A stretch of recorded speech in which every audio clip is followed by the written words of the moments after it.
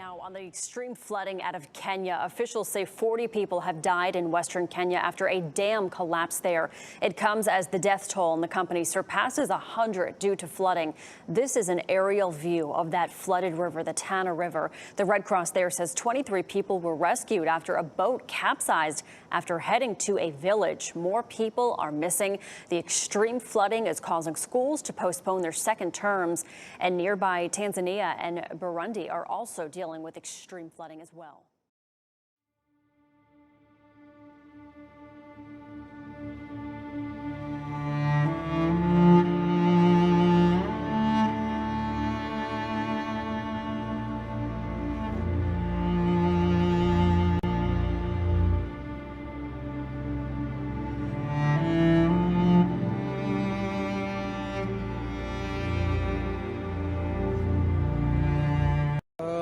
Fire broke out in the TRP gaming zone in the afternoon. The rescue operations are on. The fire is under control. We are trying to retrieve as many bodies as possible. As of now, around 20 bodies have been recovered and they have been sent for to the hospital for further investigations. Sir, what kind of investigation will be carried out? Who was the owner? Any ideas? The gaming zone is owned by a person called Yuvraj Singh Solanki. We will be registering an offence for negligence and the deaths which have occurred. The further investigation will take once we complete the rescue operations here.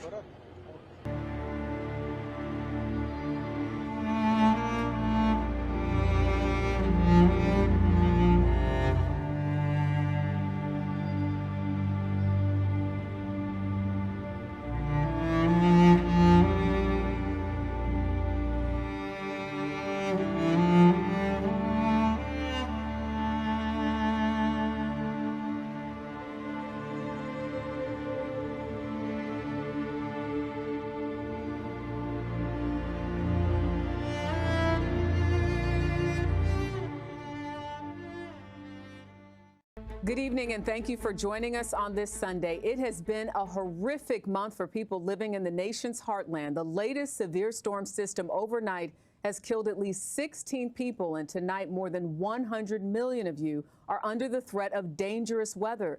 The worst of the devastation stretching across Texas, Oklahoma, and Arkansas. Denton and Cook counties in Texas are among the hardest hit. CBS's Dave Malkoff is in Valley View, Texas, about 60 miles north of Dallas.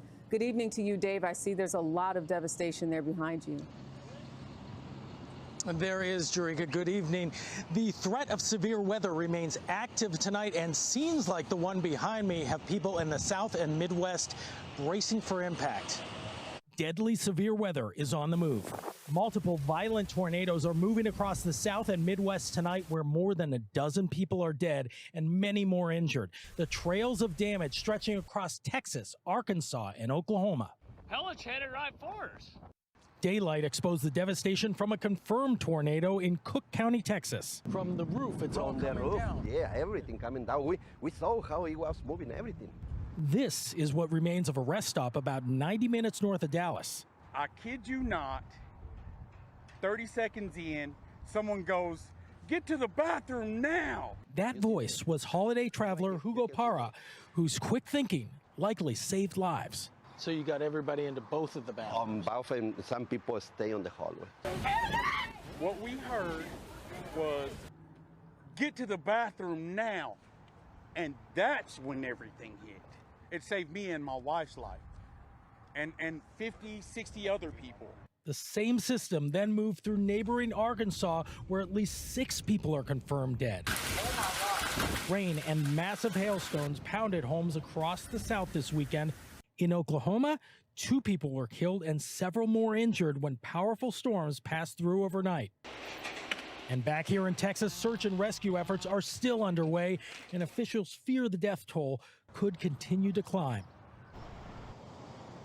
Power remains out for hundreds of thousands of customers from here in Texas all the way up to Ohio as power crews get ready to put the power back on for people this Memorial Day weekend, Jerika. Yeah, it's a rough one. Terrifying accounts there. Dave Malkoff, thank you. Also at this hour, rescue efforts continue in Papua New Guinea following a deadly landslide on Friday that is projected to have claimed the lives of over 2,000 people. According to emergency responders, the landslide has deposited debris up to 8 meters deep across 200 square kilometers.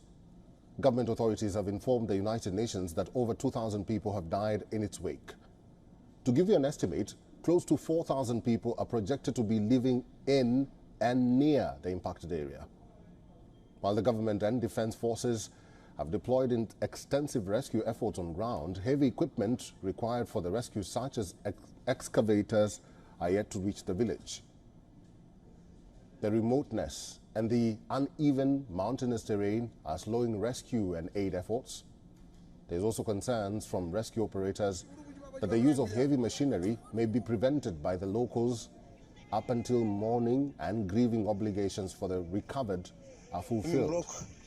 The landslide has also rendered a section of the Porgera Highway inaccessible, cutting off certain affected communities.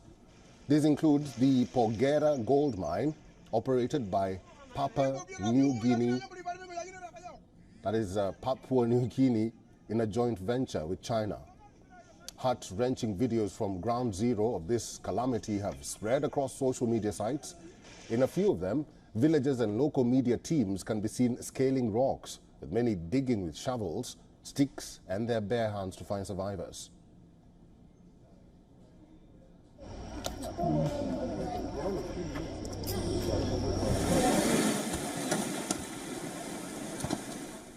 It is important to note here that there has been no official count on the deaths, though the United Nations Migration Agency on Sunday estimated more than 670 people had died. The agency based its death toll estimates on information provided by officials at Yambali village in the Inga province, more than double the initial number of possible fatalities reported by local media. A humanitarian convoy has started distributing bottled water, food, clothing, hygiene kits, kitchen utensils, tarpaulins, as well as personal protective equipment. Neighboring countries, Australia and French administrators from New Caledonia have also offered emergency assistance.